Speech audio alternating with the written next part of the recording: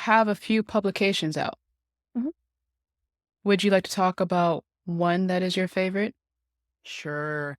So I did my thesis for my watershed management degree was a GIS based project on water harvesting in a neighborhood south of the University of Arizona campus. That that was the degree that took so long to do, but that project, unlike my first project that I thought I was going to do, definitely panned out this time. So um, the city and watershed management group put in some water harvesting, street side water harvesting basins in the Rincon Heights neighborhood. So they're a little chicane, so it's a little bump out from the curb into like where cars would be parked. Mm. That is on one side, it's taking out impervious surface and making it something that can have water infiltrate into it. And that also has a certain storage capacity. So when the big monsoon rain comes, it can hold some of that. So you have hopefully lessened flooding in the area. So what I did for my thesis, because watershed management, I think I said before, is surface water hydrology. And so what I did was estimate for like a 1 inch rain, how much water would be generated in that area without the basins being put in. So it was based on impervious cover, vegetation. I had LiDAR data and stuff like that to get the different surfaces.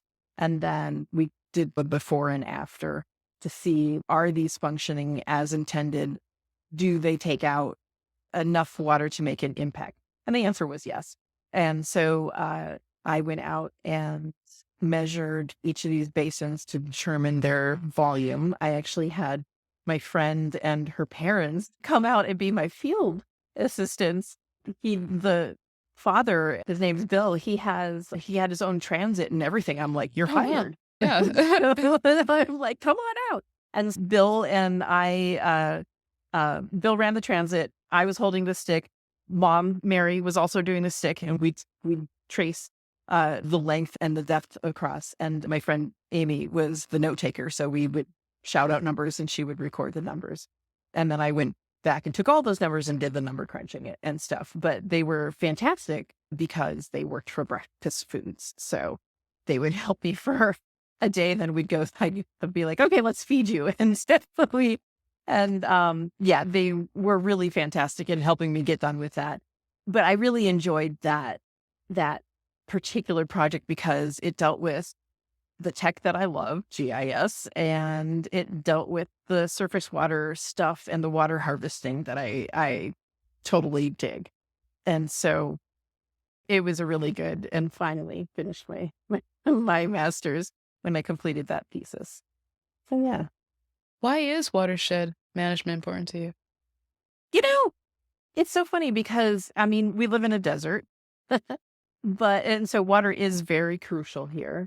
But I grew up in Pennsylvania in an area where I grew up with a creek kind of in the woods in the behind my backyard. And so I grew up playing in and seeing the changes of this creek like over the years, over the seasons and stuff like that. And so it's watershed management kind of brought together two things I loved. And so I started studying geology originally. My emphasis in geology was superficial processes and landforms. So, like how the earth changes over time and geomorphology and stuff. And so, those surface processes that I really enjoyed, if you take that and you marry it with GIS, you get watershed management because you're not talking geologic time, you're talking, okay, what's happening right now? And watershed management is kind of like what's happening right now.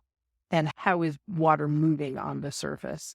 I find it fascinating. My background is in science and I don't do science. I do miss science sometimes, but I do find that I get a little bit of it here and there, and that just makes me all excited about stuff. So we do have water harvesting and green stormwater infrastructure in our parks.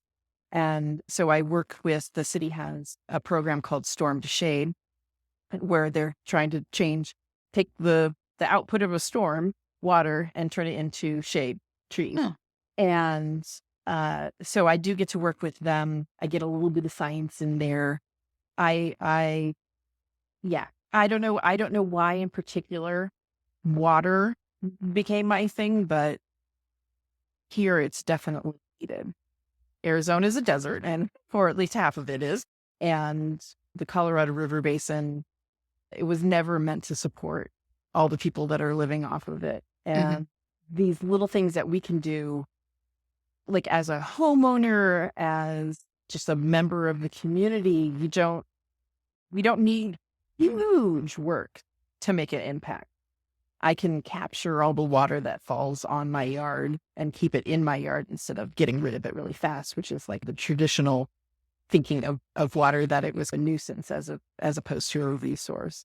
And so I like having that an individual can have an impact, whether it be on your yard, in your neighborhood, on your street, or as the city as a whole. So yeah, it's nice to get sciencey again occasionally. So what are the things that affect our watersheds, and what are ways that we can positively impact them to where we're not polluting our system? So there's a lot of stuff, a lot of people, sorry, not a lot of people who dump things in the storm drains. That's a big no. So just generally trying to keep it clean, dispose of things properly. Mhm. And then there are the things, like I said, like you at your house can capture enough water to water all of your plants in your yard, just out of what is falling free from the sky. It doesn't have to be big. It doesn't have to be complicated. You don't even need a cistern if you don't want to get like that big. Just by moving the earth around, seeing where it flows, directing where you want it to go if it's going in a place that it shouldn't go. Those are just really simple, easy things to do as a homeowner. For if you don't think homeowner, but if you have a if you have a plot of land that you can actually do. I was a renter for many years, and I talked to my landlord, and because he was putting like little rings of rocks around the base of things and just watering just right there against the trunk. And it's, you know what? Would you mind if I did this thing? And so you can just move everything out a little bit further, give it a little depression so water will settle into it, and then the tree benefits from that instead of just like shooting a sprinkler like right at the base of the Yeah. tree. So there's always little stuff that people can do that is really effective.